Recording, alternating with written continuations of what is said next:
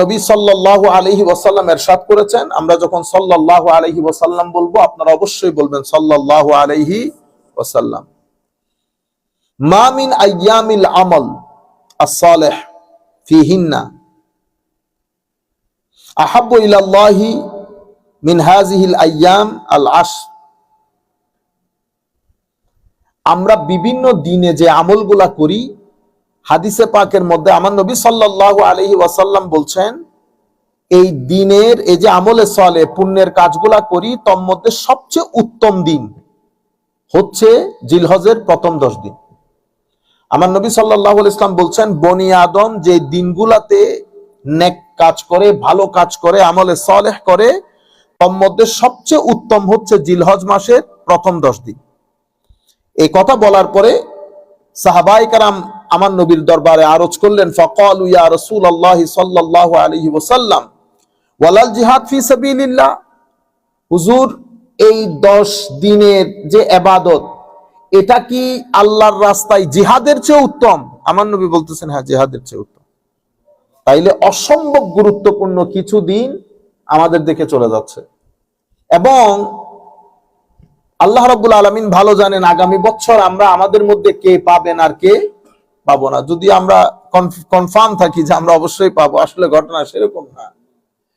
তাহলে আমার নবী বলছেন, এটা খুব, আমি জানি না আমি আপনাদেরকে বুঝাইতে পারতেছি কিনা, 365 দিন বছরের এই টোটাল দিবসের মধ্যে বনি আদম নেক আমল করে দিন সমূহে সবচেয়ে উত্তম দিন হচ্ছে, অর্থাৎ 365 দিনের সবচেয়ে উত্তম দিন হচ্ছে জিলহজের প্রথম 10 দিন।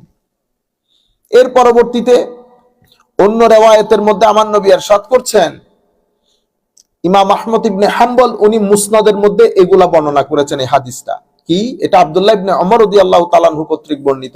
মা মিন আইয়াম আযমু ইনদাল্লাহি ওয়ালা আহাব ইলাইহি মিনাল আমালি ফিহিন্না মিন হাযিহিল আশর। ও আল্লাহর দরবারে সবচেয়ে গুরুত্বপূর্ণ, সবচেয়ে বড় দিন, গ্রেট, এবং সবচেয়ে মহব্বতের হচ্ছে এই 10 দিনের আমল। এই 10 দিনের আমল, এই 10 দিনের আমল আল্লাহর দরবারে সবচেয়ে বেশি গুরুত্বপূর্ণ এবং সবচেয়ে বেশি মহব্বতের। জিলহজের প্রথম 10 দিন আমাদের দেশে সেই অর্থে রেওয়াজ নাই। আমার নবী এরপরে বলছেন, ফাআকসিরু ফিহিন্না মিনাত তাহলিল ওয়াত তাকবীর ওয়াত তাহমিদ। সুতরাং তোমাদের উচিত হবে এই দিনগুলাতে আল্লাহ রাব্বুল আলামিনের বরত্বের বর্ণনা দেওয়া, সুবহানাল্লাহ ওয়ালহামদুলিল্লাহ ওয়ালা ইলাহা ইল্লাল্লাহু আল্লাহু আকবার, এই জিকিরগুলো বেশি বেশি করে উচ্চারণ করা তোমাদের জন্য উচিত, তোমাদের উচিত। এই ক্ষেত্রে আমি গুরুত্বপূর্ণ একটা মাসআলা বলে রাখতে হয়। তা আমার নবী বলেছেন যে এই 10 দিনে আমরা কি করব? তাকবীরে তাশরিক করব।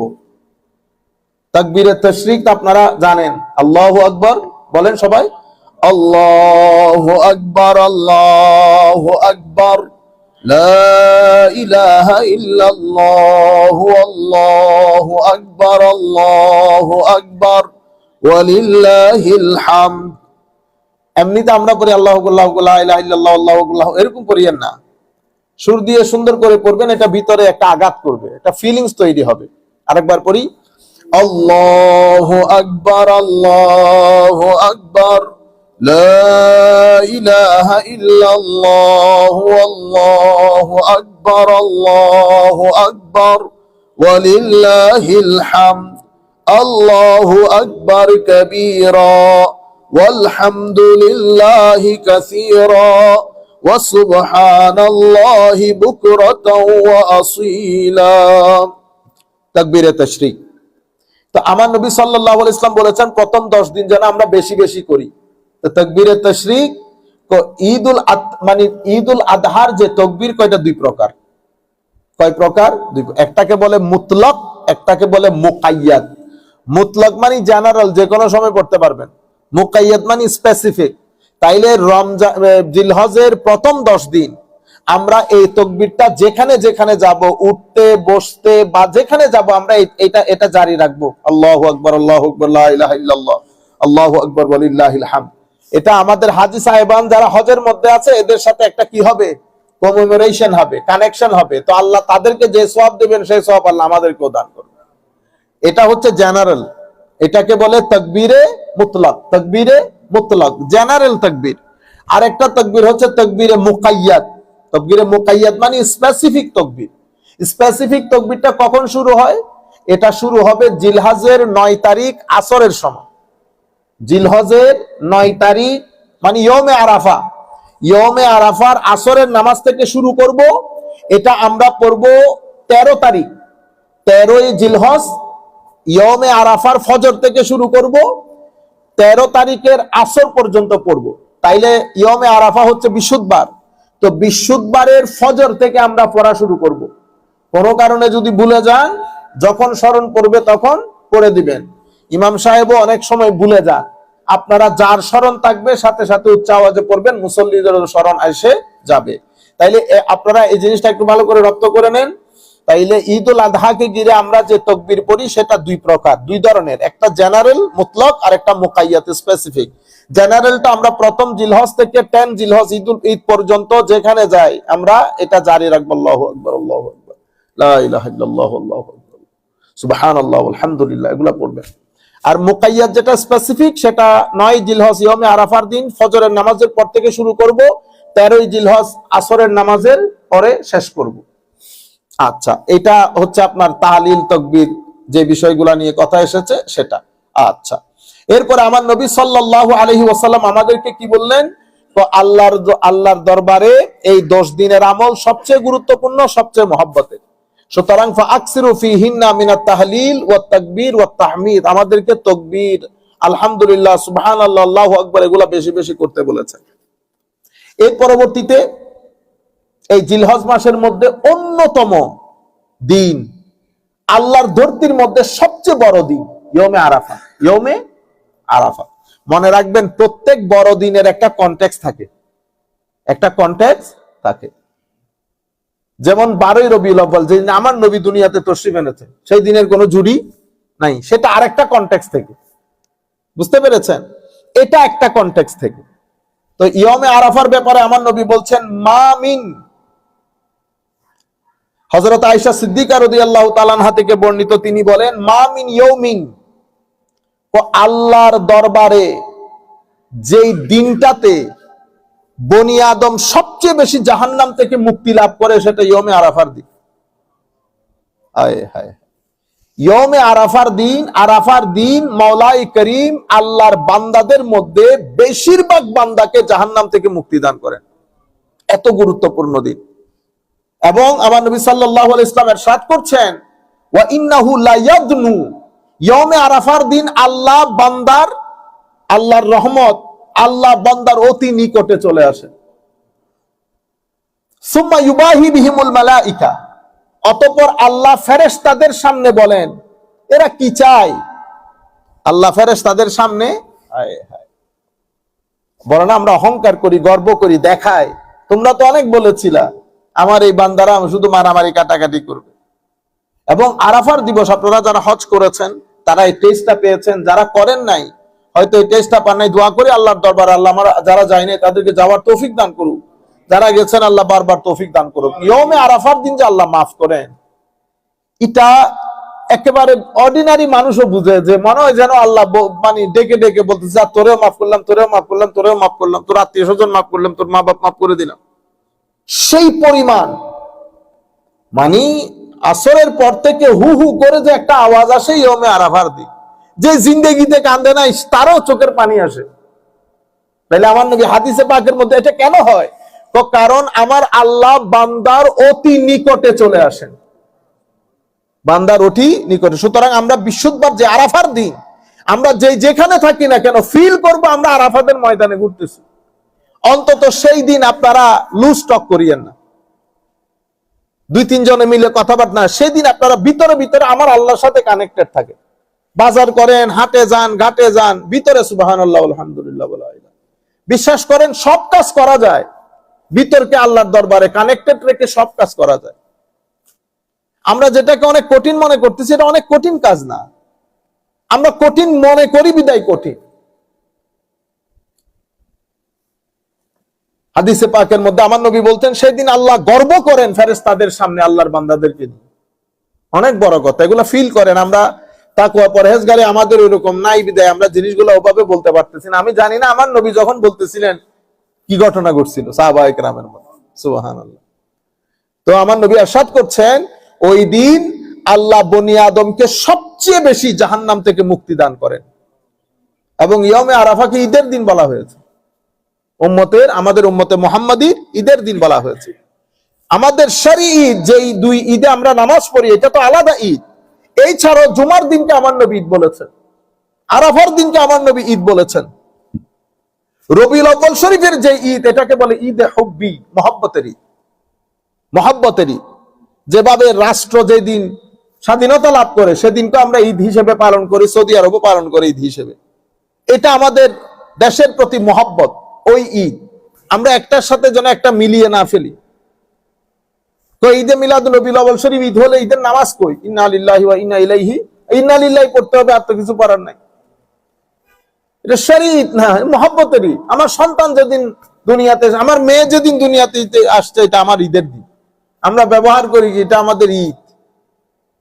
বাংলাদেশের স্বাধীনতা দিবস যেদিন পালন করে, এটা ঈদের দিন, খুশি উদযাপন।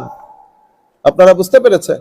যাই হোক, তো আমরা ইয়মে আরাফার ওই রাত, বিশেষ করে এই বুধবার রাত, বুধবারের দিবাগত যে রাত, সেটা আমাদের আরাফার রাত। আমরা চেষ্টা করব প্রত্যেকে যার যার সামর্থ্য অনুযায়ী। এখন কিন্তু এই যে 3:48 ফজর হয়ে যাবে, কোনো রাতও নাই ধরতে গেলে। আপনারা একটু ইদার উদার ফেসবুকে মুসরামুসরি করতে করতে 3টা বেজে যাবে। সুতরাং প্রত্যেকে চেষ্টা করবেন 1টা থেকে 3টা পর্যন্ত একটু জিকির, আজকার, কোরআনে পাকের তিলাওয়াত ফিল করেন, ওইটা ভালো লাগবে অনেক। আমার আল্লাহ আমাদের সবাইকে তৌফিক দান করুক। এর পরবর্তীতে আমার নবী সাল্লাল্লাহু আলাইহি ওয়াসাল্লাম কুরবানির দিন, তাইলে আমরা কি কি পাইলাম? প্রথম 10 দিন, আরাফার দিন, এবার কুরবানি।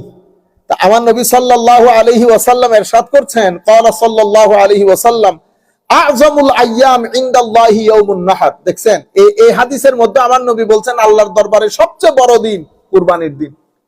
ওই হাদিসের মধ্যে বলেছে আল্লাহর দরবারে সবচেয়ে বড় দিন কিসের দিন? ইয়মে আরাফার দিন। অন্য হাদিসের মধ্যে বলেছে আল্লাহর দরবারে সবচেয়ে বড় দিন জিলহজের প্রথম 10 দিন। কনটেক্সচুয়াল ভিন্ন, কনটেক্সট, এক একটার কনটেক্সট এক এক রকম। তা আমার নবী বলছেন যে আল্লাহর দরবারে সবচেয়ে বড় সম্মানিত দিন হচ্ছে কুরবানির দিন, সুম্মা ইয়াউম আল কার, অতঃপর কুরবানির পরের দিন, অতঃপর কুরবানির পরের দিন। এর পরবর্তীতে এই যে ইয়াউমুন নাহর কুরবানি, আমার নবী সাল্লাল্লাহু আলাইহি ওয়াসাল্লাম, এই জন্য আমাদেরকে যারা যেখান থেকে বসে শুনছেন, আমি আগে হাদিস শরীফটা পড়ি, তারপর আপনাদেরকে বলি।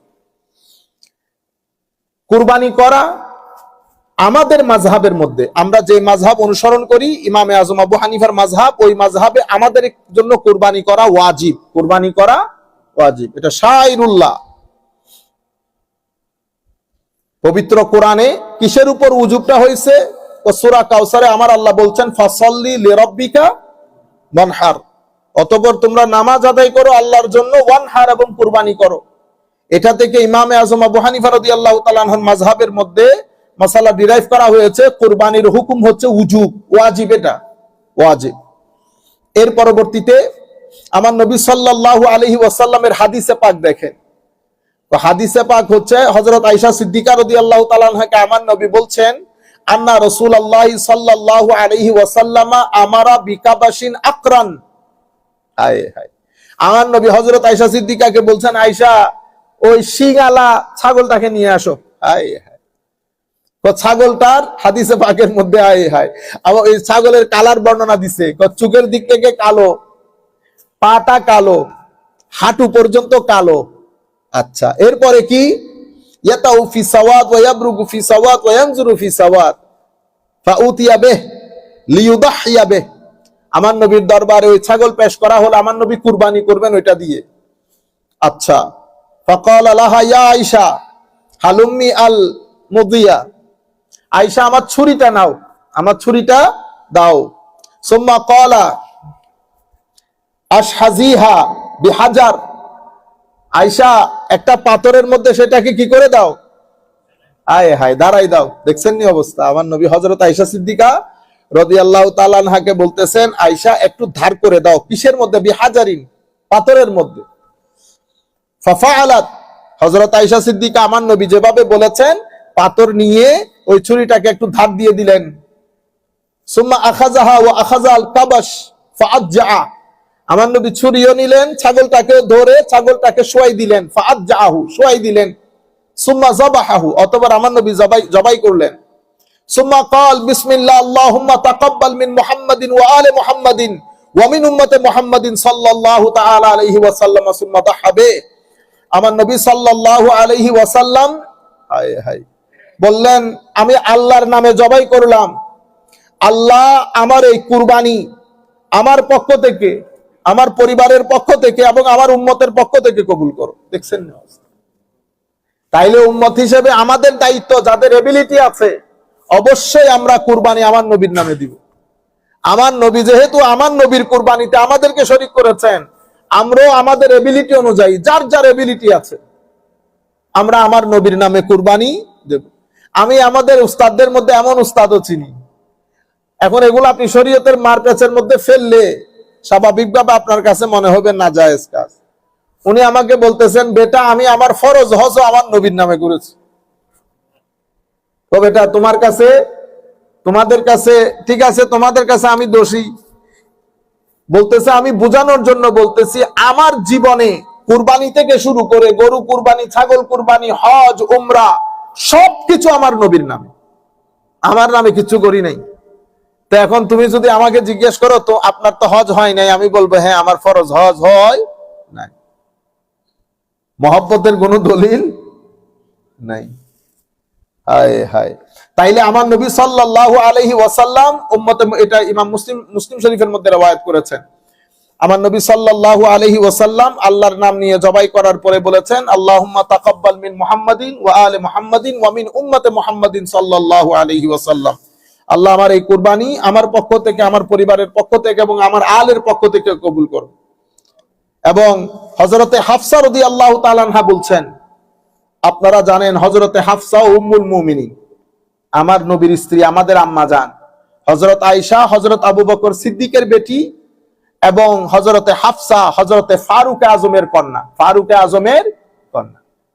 ফারুক আজম রাদিয়াল্লাহু তাআলা আনহু হযরত হাফসার পূর্ববর্তী স্বামী যখন শহীদ হয়েছেন কোন এক যুদ্ধে, ফারুক আজম, হাফসা রাদিয়াল্লাহু তাআলা আনহার তো অনেক বয়স হয়ে যায় নাই, হায় হায়, ফারুক আজম একবার আবু বকরের কাছে যায়, একবার আয়েশার কাছে যায়, একবার উসমানের কাছে গেছে একটু বিয়ে করার জন্য। বাপ তো, বাপের ঘুম থাকে, প্রত্যেক বাপ এক রকমের। ফারুক আজমের মতো এত প্রেস্টিজিয়াস জলিলুল কদর সাহাবী ঘরে ঘরে ঘুরতেছে মেয়েটাকে একটু বিয়ে দেওয়ার জন্য, তোমরা একটু বিয়ে করো। আমার নবীর দরবারে এসে দুঃখ করে, আমার নবী তো চেহারা দেখে বুঝে ফেলছে। তো বলতেছি, আর রাসূলুল্লাহ, হাফসার জন্য তো অনেক স্বামী খুঁজছি, কেউ তো বিয়ে করতেছে না। শেষে উসমানের কাছে গেছি, উসমান বলতেছে আমার এখন বিয়ে করা ওই অবস্থানের মধ্যে আমি নাই। আমার নবী বলতেছেন, ওমর, হাফসাকে যে বিয়ে করবে সে উসমানের চেয়ে উত্তম, উসমান যাকে বিয়ে করবে সে হাফসার চেয়ে উত্তম। ফারুক আজম বুঝে, প্রথমটা বুঝছে, উসমান যাকে বিয়ে করবে সেটা হাফসার চেয়ে উত্তম, আর হাফসাকে যে বিয়ে করবে সে উমরের চেয়ে উত্তম। ফারুক আজমের মুখে হাসি, মানে বুঝাইতে চাইছে উমর, ল হাফসাকে আমি বিয়ে করব, আর উসমান আমার মেয়েকে বিয়ে করবে, তাহলে আমার মেয়ে হাফসা থেকে উত্তম, আর হাফসাকে আমি যেহেতু বিয়ে করবো আমি উসমানের চেয়ে উত্তম। ফারুক আজমের ঈদের দিন ছিল, আপনি বলতেছেন ঈদ 2 দিন, হ্যাঁ ফারুক আজমের ঈদের দিন, হায় হায় হায়। তো সেদিন দেখে বোঝা যাচ্ছে যার নাম শুনলে শয়তান দৌড়ায়, সেই ব্যক্তির খুশির কোনো অন্ত নাই। আমার নবী সুবহানাল্লাহি ওয়া বিহামদিহি সুবহানাল্লাহিল আযীম, এভাবে আমার নবী সাহাবায়ে কেরামকে খুশি করেছেন, কোনো প্রয়োজন ছিল না। কিন্তু খুশি করেছেন আমার নবী। হযরত সৌদা বিনতে জুমআ আমার নবীর প্রথম খদিজাতুল কুবরা রাদিয়াল্লাহু তাআলা আনহার ইন্তেকালের পরে আমার নবী অসম্ভব দুঃখিত। সৌদা বিনতে জুমআ রাদিয়াল্লাহু তাআলা আনহার, আমাদের উম্মাহাতুল মুমিনিন, আমাদের মাদের মধ্যে বয়স্কা ছিল। সৌদা বিনতে জুমআ রাদিয়াল্লাহু তাআলা আনহার স্বামী উনি সহ ওনারা প্রথম হাবাসায় যারা হিজরত করেছেন ওখানে চলে গেছেন, প্রথম ইসলাম কবুলকারী, অনেক বড় কন্ট্রিবিউট করেছে দ্বীনের ক্ষেত্রে। ওনার স্বামী মারা গেছে, উনি ফেরত এসেছেন, কোনো ঠিকানা নাই, কারণ ইসলাম কবুল করার কারণে কেউ গ্রহণও করতেছে না। আমার নবীকে বলা হয়েছে, হুজুর সৌদাকে দেখভাল করার কেউ নাই, আপনার ঘরে তো মানুষ দরকার, হুজুর আপনি সৌদাকে, হ্যাঁ সৌদাকে আমি বিয়ে করে ফেলব। রাসূলে পাকের মতো ইমামুল আম্বিয়া সৌদা বিনতে জুমআ স্বপ্নের মধ্যেও কল্পনা করতে পারেন নাই যে আমার নবী সৌদাকে বিয়ে করবে, বিয়ের প্রস্তাব দেবে। হযরত সৌদা বিনতে জুমআ রাদিয়াল্লাহু তাআলা, এভাবে আমার নবীর যত বিয়ে শাদী সব এই আন্দাজে, কোনটা পলিটিক্যাল কারণে, কাউকে খুশি করার জন্য আমার নবী সাল্লাল্লাহু আলাইহি ওয়াসাল্লাম করেছেন। তো হযরতে হাফসা বলছেন, আরবাউন লাম ইয়াকুন ইয়াদাউহুন্নান নবী সাল্লাল্লাহু আলাইহি ওয়াসাল্লাম, চারটা জিনিস আমার নবী কখনো ছাড়েন নাই, ফরজ না নফল, কিন্তু আমার নবী কখনো ছাড়েন নাই। সেটা কি? সিয়াম আশুরা, আশুরার রোজা আমার নবী কখনো ছাড়েন নাই। ওয়াল আশর, জিলহজের প্রথম 10 দিনের রোজা ছাড়েন নাই। ওয়া সালাস আইয়াম মিন কুল্লি শাহর, প্রত্যেক মাসের যে 3 রোজা আইয়ামে বীজ বলি, ওই রোজা আমার নবী কখনো ছাড়েন নাই। এবং ওয়ার রাকাতাইন ক্বাবলাল গাদাত, ফজরের প্রথম 2 রাকাত সুন্নাহ আমার নবী কখনো ছাড়েন নাই। এর পরবর্তীতে আমার নবী সাল্লাল্লাহু আলাইহি ওয়াসাল্লামকে ইয়মে আরাফার রোজার ব্যাপারে যখন জিজ্ঞেস করা হয়, আমার নবী বলতেছেন, ইউকাফফারুস সানা আল মাদিয়া ওয়াল বাকিয়া, পূর্বের 1 বছর, পরের 1 বছরের গুনাহ ক্ষমা করে দেন আমার আল্লাহ আরাফার দিন রোজার মাধ্যমে। তাইলে আমরা চেষ্টা করব প্রত্যেকেই বৃহস্পতিবারে রোজা রাখার জন্য, বৃহস্পতিবারে রোজা রাখার জন্য। আর কেউ যদি সম্ভব হয় তাহলে আমরা আর আগামী 3 দিন, কাল পরশু অতঃপর থার্সডে করবেন। আর যদি সম্ভব না হয় তাহলে আরাফার রোজাটা একটু রাখার চেষ্টা করবেন। এবং এই 10 দিন আমাদের দেশে সেই অর্থে, আমাদের মুরব্বী, আমাদের উলামায়ে কেরামের মধ্যে আমরা পেয়েছি, কিন্তু আমাদের দেশে সেই অর্থে এই 10 দিনকে তেমন একটা গুরুত্ব দেওয়া হয় না। কিন্তু এটা হাদিসে পাকের আলোকে, এই জন্য আমি চিন্তা করেছি হাদিস শরীফ গুলো অন্তত আপনাদেরকে পড়ে শোনাই, যাতে আপনাদের ভিতরে একটা আন্ডারস্ট্যান্ডিং ডেভেলপ করে। আর আমাদের হানিফ ভাইয়ের একটা প্রশ্ন ছিল যে, যদি শুক্রবারে ঈদের দিন হয়, শুক্রবারে ঈদের দিন হয়, তো জুমার নামাজ পড়তে হবে কি? এখানে এখন নতুন নতুন কিছু, এই কি বলবো, আমাদের এক উস্তাদ একটা বলছিল, ও আচ্ছা মনে পড়ছে, ও কিশোর গ্যাং বেড়ে গেছে। কি গ্যাং? কিশোর গ্যাং। কিশোর গ্যাং মানে কিশোর গ্যাং এর কথা বলতেছে না, আমাদের কথা বলতেছে। ফেসবুক ইউটিউবের মধ্যে কিশোর মৌলবী বেড়ে গেছে, কিশোর গ্যাং বেড়ে গেছে। হ্যাঁ, এদের জ্বালায় ফেকা ফতোয়া বুঝে না, আগামাতা কোনো কিছু নাই। না পড়তে পারলে আরো ভালো, না পড়তে পারলে আরে বলো না। ঈদের নামাজ এক জিনিস, জুমার জামাত আরেক জিনিস। ঈদের জামাতের সময় ঈদের জামাত হবে, আর জুমার জামাতের সময় জুমার জামাত হবে। আমি একটা বিষয় আপনাদেরকে বলি, অসংখ্য হাদিস শরীফ আছে যে হাদিস শরীফ গুলোর উপর আমল হয় না, যে হাদিস শরীফ গুলোর উপর আমল হয়। একটা সময় অ্যাক্টিভ ছিল, কিন্তু পরবর্তীতে সেগুলো আর অ্যাক্টিভ নাই। সেই কারণে ইভেন ইমাম বুখারী রহমতুল্লাহি আলাইহি, এগুলা হচ্ছে এজমাই উম্মত, মানে উম্মতের এজমা, ঐক্যমত্য, পূর্বাপর সমস্ত উম্মত একমত। ইমাম বুখারী রহমতুল্লাহ আলাইহি 2 লাখ হাদিস জানতেন। প্রথমে তো 6 লাখ হাদিস সংগ্রহ করেছেন, 6 লক্ষ, এবং 1 লক্ষ সহিহ হাদিস ছিল ওনার কাছে। কয় লাখ? 1 লাখ সহিহ হাদিস ছিল।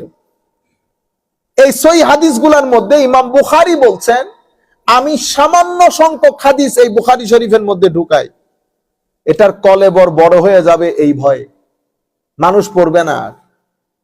তাইলে জানেন 1 লাখ ইনক্লুড, এটা আমি এই যে কথাটা বলেছি, এটা এজমাই উম্মত এটার উপর। হেন কোন উলুমে হাদিসের কিতাব নাই মুকদ্দমা ইবনে সালাহ ইমাম শাহজুরির পর থেকে।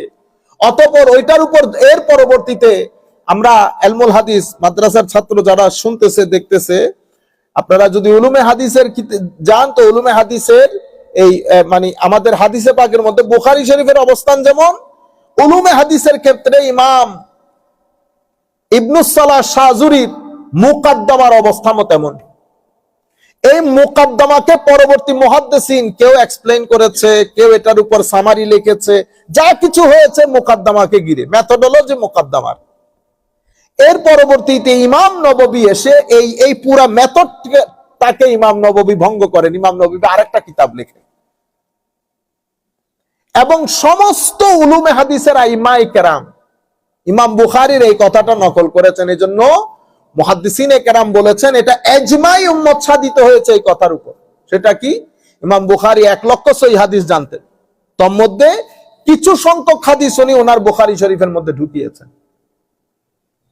যেমন আমার নবী, আমি জাস্ট আপনারা বুঝার জন্য বলছি, শুধু হাদিস শুনে দৌড় দিলে আপনি হবে না। সমস্ত হাদিস আমলযোগ্য না, আমলযোগ্য যেটা এটাকে আমরা বলি সুন্নাহ, এটাকে আমরা কি বলি? সুন্নাহ। যেমন আমার নবী সাল্লাল্লাহু আলাইহি ওয়াসাল্লাম ইরশাদ করেছেন যে আপনি যদি আগুনে পাকানো জিনিস খান তা আপনাকে কি করতে হবে? ওযু করতে হবে। এটা প্রথম যুগে ছিল। পরবর্তীতে আমার নবী এই হুকুমটাকে কি করেছেন? রহিত করেছেন, অ্যাব্রোগেট করেছেন। এখন এই যে অ্যাব্রোগেটেড হয়ে গেছে, এটা আমার মতো লোক জানবে, বুঝবে না। এই জন্য আল্লাহ রাব্বুল আলামিন ওগুলা বুঝার জন্য ওই মারেফত সম্পন্ন আলেম জমিনের মধ্যে আল্লাহ পাঠিয়েছেন, যারা আমাদের জন্য ওগুলা পরিষ্কার করে দিয়েছে।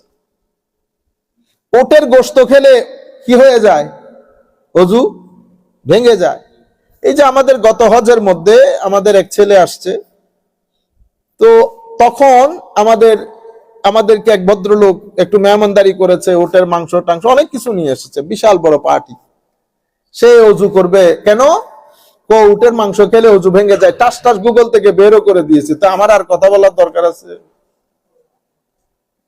আজীব মনে হয় যেন মানে জমিন মনে হয় মাঝে মধ্যে আসমান ভাঙ্গা পড়ে না কেন।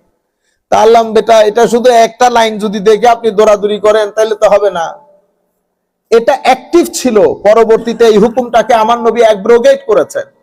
এই যে হুকুমের বিষয়গুলোর জন্য আমরা তখন কি করি? ফুকাহায়ে কেরামের দরবারে আসি জিনিসগুলা জানার জন্য, ব্যাখ্যা জানার জন্য। যেমন আমার নবী সাল্লাল্লাহু আলাইহি ওয়াসাল্লাম আগে কবর জিয়ারত নিষেধ করেছেন, কবর জিয়ারতকে নিষেধ করেছেন। অতঃপর আমার নবী কবর জিয়ারতে যাচ্ছিলেন। আমার নবীকে জিজ্ঞেস করা হয়েছে, হুজুর আপনি না রাসূল আপনি না কবর জিয়ারত নিষেধ করেছেন? কুনতু নাহাইতুকুম আন জিয়ারাতিল কুবুর, আমি কবর জিয়ারত নিষেধ করেছি একটা সময়। আলা ফাজুরুহা, আমার নবী বলতেছেন এখন থেকে কি করো? কবর জিয়ারত করো। যেই কারণে আমার নবী যে কনটেক্সটের কারণে নিষেধ করেছেন সেটা কি হয়ে গেছে? দূর হয়ে গেছে। কুরবানির গোশতের ব্যাপারে বলি, কুরবানির গোশত আমার নবী বলেছেন খাও, মানুষকে দিয়ে দাও, দ্বিতীয় দিন যেন না থাকে, দ্বিতীয় দিন যেন না থাকে। তার পরের বছর সাহাবায়ে কেরাম আমার নবী বলতেছেন খাও, রাখো, মানুষকে দাও, খাও, রাখো, মানুষকে দাও। ইয়া রাসূলুল্লাহ, গতবার যে নিষেধ করেছেন, গতবার দুর্ভিক্ষ ছিল, আমার গ্রাম অঞ্চলের সাহাবায়ে কেরাম ওদের খাদ্য ছিল না, আমি তোমাদেরকে রাখতে বললে ওরা খাদ্য পাইতো। তাইলে একটা কনটেক্সটের উপর, এগুলো বুখারী মুসলিমের মধ্যে আছে রিওয়ায়াতগুলো, একটা কনটেক্সটের উপর ভিত্তি করে আমার নবী বলেছেন খবরদার গোশত রাখা যাবে না, খাবে এবং দিয়ে ফেলবে।